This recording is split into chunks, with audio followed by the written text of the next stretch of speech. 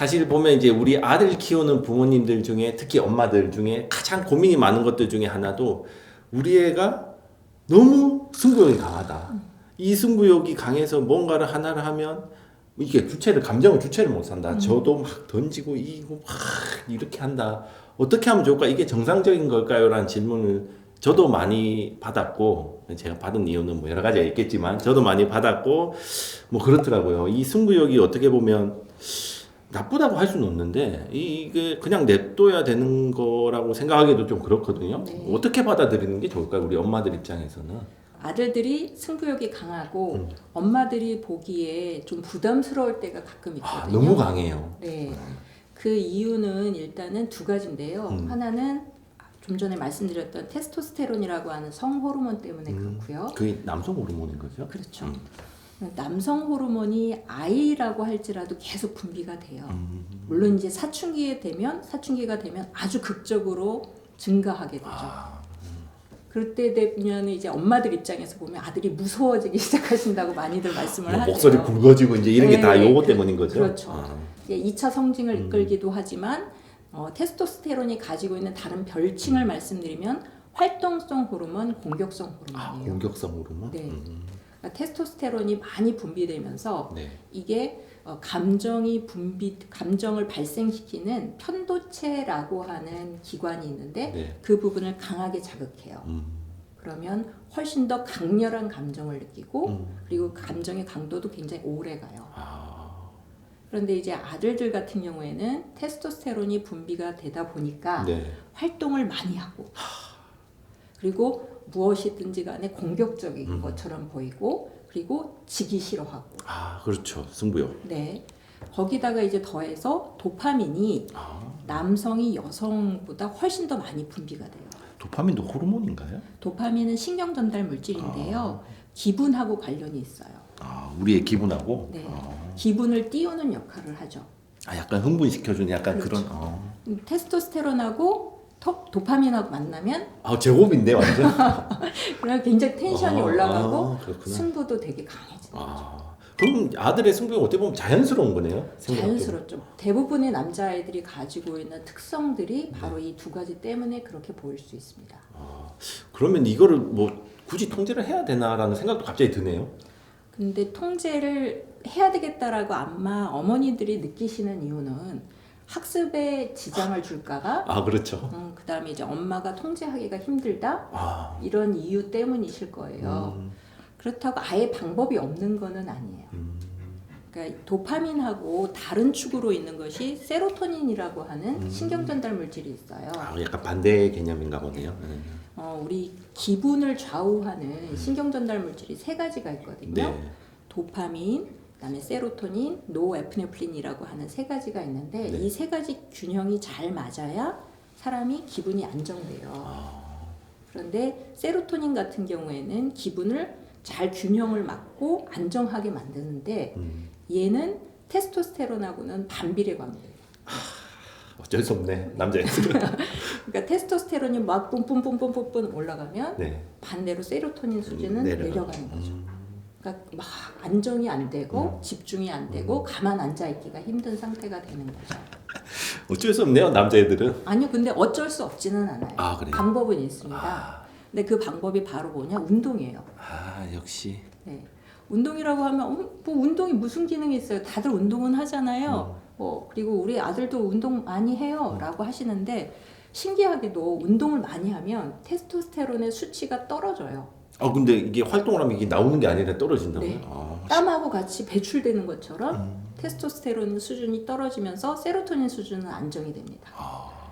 오히려 올라가요.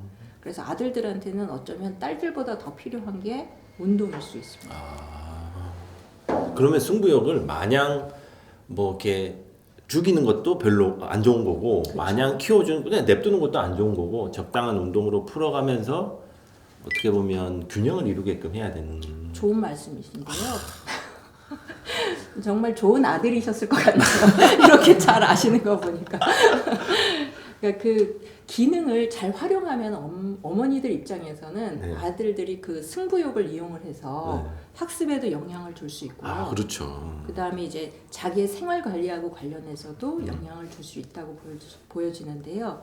그러니까 승부욕이라고 하는 게 비단 이제 남들하고 다른 사람하고만 꼭 비교를 해서 이겨야 된다고가 아니라 나 요새 자신. 그쵸. 어제 나와. 어제 나와. 어제 나를 넘어서겠다. 약간 그렇죠. 이런 거. 어제보다 한 문제 더 풀어. 아, 어제보다 한 10분 더 앉아 있어봐. 그 스스로 그렇게 하는 애들이 있을까요?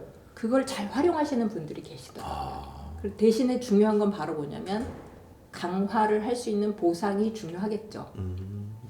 그래서 아들이 좋아하는 게 뭔지를 잘 이용을 해서 승부욕을 잘 활용하시면 오히려 어머님들께서 좋아하시는 모습이 될 수도 있어요. 그리고 어머니들이 약간 이렇게 애를 이렇게 툭툭 쳐가면서. 그렇죠. 아, 그럼 여기에 반대로 승부욕 많은 남자애들이 보면 이제 초등 저학년 때는 네, 아까도 말씀하셨지만 아무래도 여자애들이 빠르단 말이에요. 그렇죠. 그럼 거기서 오는 이 승부욕에서 오는 이 패배감, 열등감, 실망감들을 가진 남자애들이 있거든요. 그렇죠. 이런 거 같은 경우에는 우리가 어떻게 그 남자애들의 그런 실망감이나 이런 승부욕을 좀 이렇게 보듬어 줄 수 있을까요? 제가 제 책에서 초등 시기를 초등 잔혹기라고 표현을 했어요. 남자애들 기준으로. 그렇죠. 네. 그러니까 그 이유는 사실 유치원이나 어린이집 같은 유아교육기관에 다닐 때는요. 그냥 교실에 그냥 가만히 앉아있지 않고 막 돌아다니고 이래도 선생님이 별로 지적하시지 않고 자유롭게 놔두시는 경우도 많고요. 혹은 달래시죠. 그렇죠. 그런데 이제 아동기로 되어 가면 테스토스테론의 수치도 올라가요. 물론 이제 사춘기가 가장 절정에 절정이고. 다다르지만 그 전까지 이제 계속해서 치치포포 상승이 되거든요. 그러다 보니까 활동성이 계속 들끓겠죠. 그런데 초등 교실을 우리가 상상을 해보면 40분 동안 앉아 있어야 되고 주로 뒤돌아보지 마. 친구랑 이야기하지 마. 뭐. 그리고 가만히 있어. 어딜 보니? 뭐 이런 이야기를 많이 들어요. 좀 많이 들었던 것 같아요. 그래서 초등 교실에 가보면 남자아이들이 여자아이들에 비해서 훨씬 야단도 많이 받고 지적도 많이 받아요.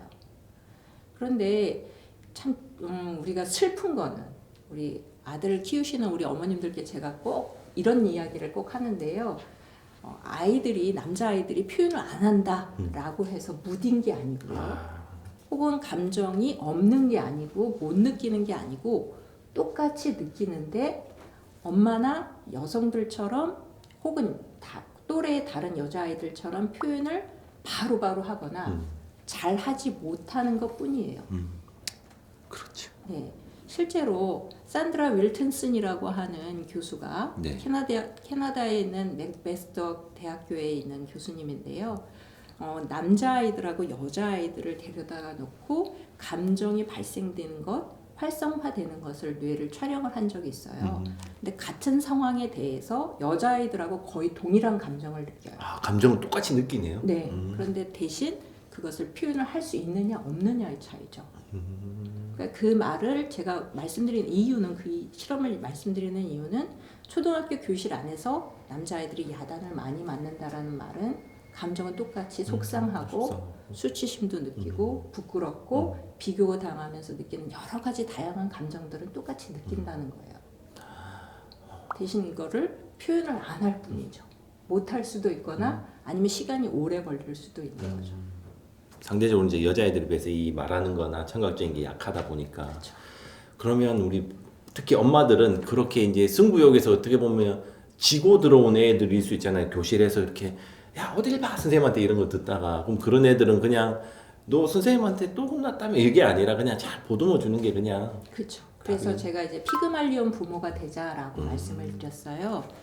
피그말리온이라고 하는 그리스 로마 신화에서 아 이쁘다 아름답다 아름답다라고 조각상을 계속 보고 말을 하니까 실제로 그 조각상이 사람이 되는 것처럼 부모님 입장에서 속상하시긴 하겠죠. 학교에서 맨날 야단 맞고 오고 장난꾸러기라고 막 이렇게 네. 손가락질 당하고. 혹은 이제 학부모님한테 전화를 받기도 하고 선생님한테 전화를 받기도 걔 하고 너무 시끄러워요 뭐 이런 거.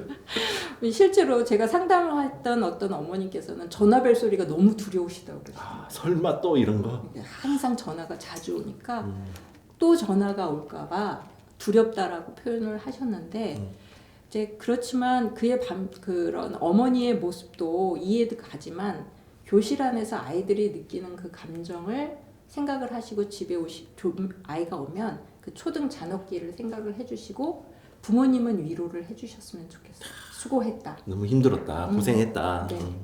그래서 조각상이 사람이 되는 것처럼 믿어주고 계속해서 감정적으로 보듬어주고 격려해주고 이렇게 될 때 아이는 많은 감정적인 위로가 되죠.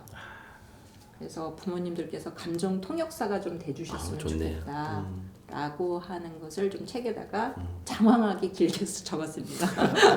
그러니까 저희 여기서 한 이야기는 어떻게 보면 이제 굉장히 함축적으로 이야기하신 거고 자세한 내용은 책에 있으니까 한번 우리 엄마들 아들에 대해 한번 이해하시면 도움 되실 거라 믿고요.